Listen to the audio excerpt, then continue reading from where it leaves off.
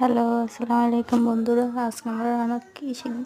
French fry. তো আমি প্রথমে কয়টা আলু নিয়ে এভাবে কেচি করে নিলাম মোটা মোটা করে। তারপরে এগুলাকে ঠান্ডা পানিতে 3বার ধুয়ে নিলাম। ধোয়ার পরে 5 মিনিটের জন্য আবার ঠান্ডা পানিতে রেখে দিলাম। তারপর এখানে আমি চুলা বসিয়ে যে পানি দিয়ে, পানি যখন একটু বাবলস হবে তার মধ্যে আলুগুলো ছেড়ে দেব, সাথে কিছু লবণ দেব।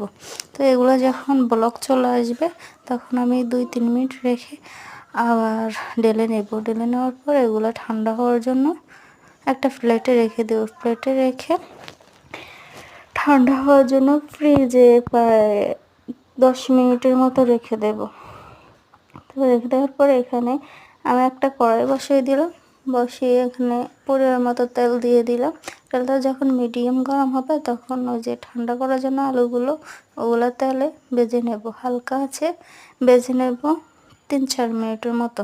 3-4 মিনিট ভেজে নেওয়ার পর আবার তুলে নেব। তুলে নেওয়ার পর আবার যখন একটু হালকা ঠান্ডা হবে তখন আবার তেলটা হিট গরম করে তার মধ্যে আবার আলুগুলো দিয়ে ব্রাউন কালার করে ভালো করে ভেজে নেব।